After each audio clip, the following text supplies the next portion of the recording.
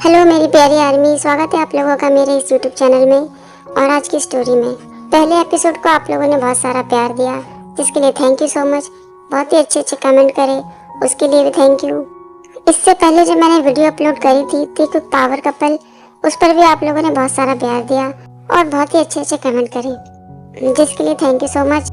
और ये सुनकर भी मुझे खुशी हुई कि आप लोग इस बात को जानते हैं वाटर और फायर का मतलब क्या है। और इस समय आप लोग बहुत ज़्यादा टेंशन में हैं, क्योंकि आप लोग जानते हैं कि त्योंग को एक औरत ने धमकी दी है कि वो उनके ऊपर एसिड डाल देगी। त्योंग को कभी भी कुछ नहीं हो सकता आर्मी, क्योंकि त्योंग के साथ बहुत सारे लोगों की दुआएं हैं, उनका प्यार है, तो उनका तो कोई बाल भी बाका नहीं कर सकता। इसलिए आपको टेंशन लेने की बिल्कुल भी जरूरत नहीं है। और वैसे भी तीकुक के मामले में कंपनी चाहे जैसी भी हो, लेकिन सिक्योरिटी के मामले में बहुत ही अच्छी है, इसलिए त्योंग को कुछ नहीं होगा। बस आप लोग भगवान से प्रे कीजिए कि उनको कुछ ना हो, वो ठीक ठाक रहें। बाकी आप लोग स्टोरी एंजॉय करें और मुझे कमेंट करके जरूर बताएं। Thank you so much army. चलिए शुरू करते हैं आज की स्टोरी।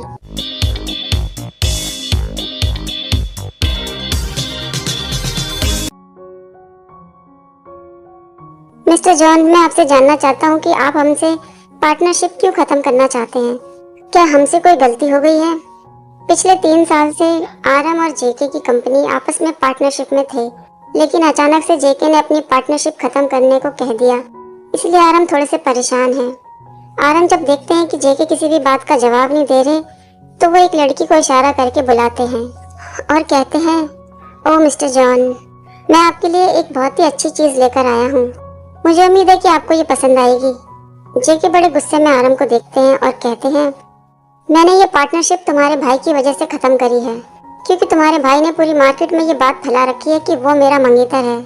मैंने कभी किसी से कोई सगाई नहीं करी है और ना ही कभी मैं तुम्हारे भाई से मिला हूँ।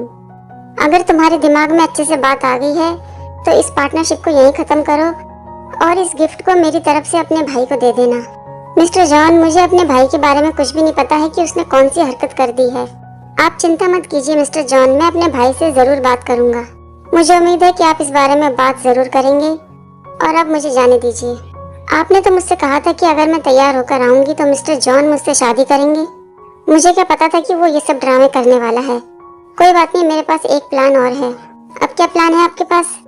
मुझे ये खबर मिली है कि आज रात पार्टी खत्म होने के बाद वो इसी होटल में रुकने वाला है। मैं उसे नशे की दवाई दे दूंगा ड्रिंक में मिलाकर, और तुम ऊपर उसके कमरे में चली जाना।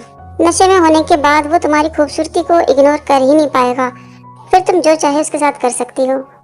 दूसरी तरफ त्योंग के साथ भी कुछ ऐसा ही होता है। त्योंग एक लड़की के पास जाते हैं और कहते हैं, मुझे उम्मीद है कि आप पार्टी को एंजॉय कर रही होंगी।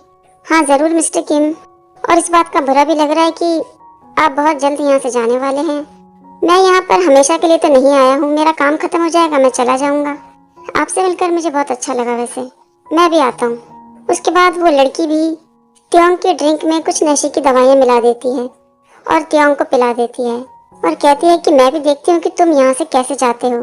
दवाई का असर 2 घंटे के बाद शुरू हो जाएगा और उसके बाद तुम्हारे साथ क्या होगा उसके लिए तुम मुझे दोष मत देना।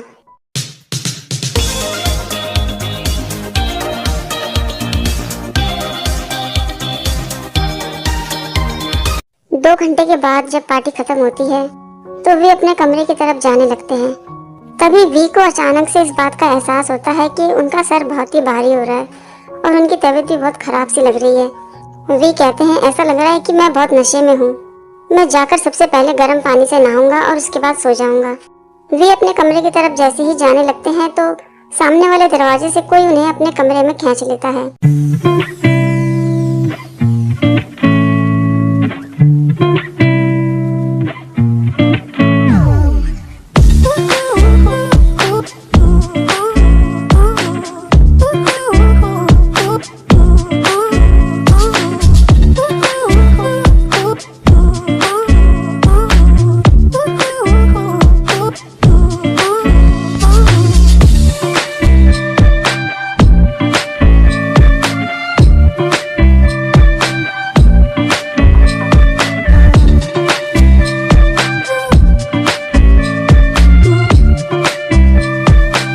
दूसरे दिन सुबह वी की जब आंखें खुलती हैं तो वो अपने आप को जेके की बाहों में देखते हैं और सोचते हैं, ये आदमी कौन है और मैं इसके पास क्या कर रहा हूँ?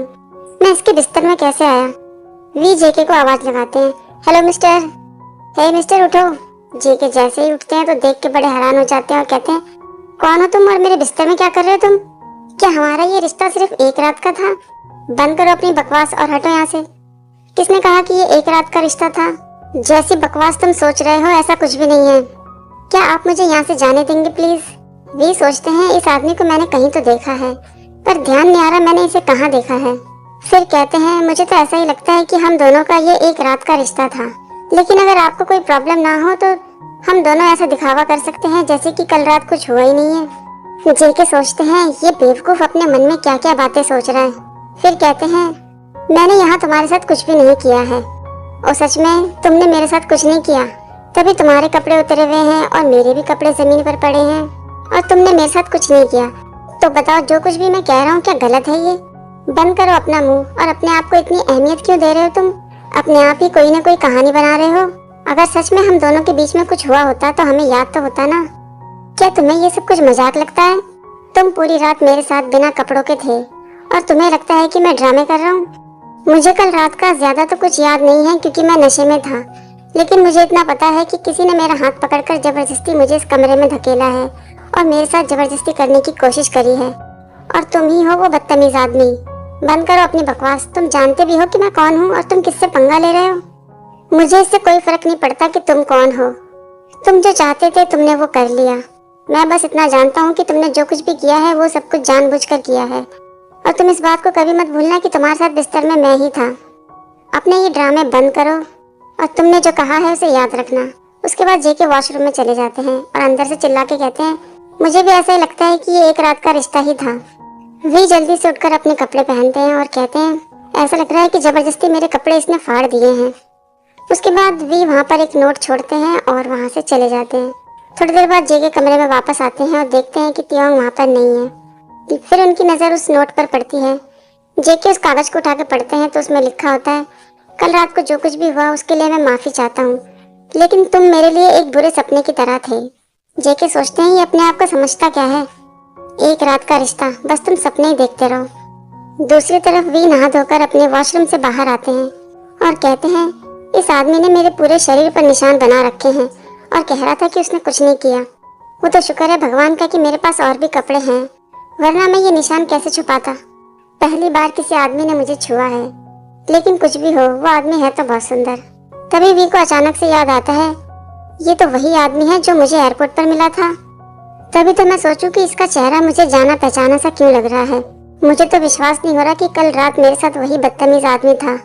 दूसरी तरफ जंगकुक भी बहुत गुस्से में होते हैं और सोचते हैं, उस लड़के को तो मैं ऐसी सजा दूंगा जिसे वो जिंदगी भर याद रखेगा।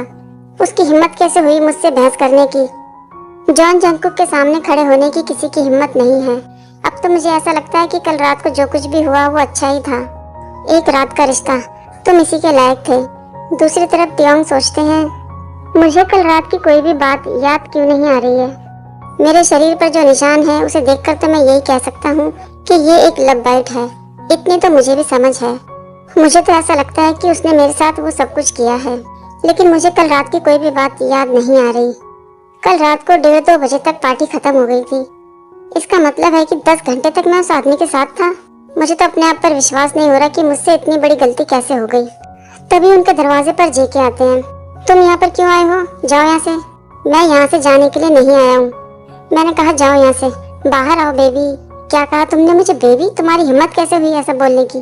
बाहर आओ, मैं तुम्हें मार नहीं दूंगा। तुम्हें क्या लगता है मैं तुमसे पूछकर सारे काम करूंगा?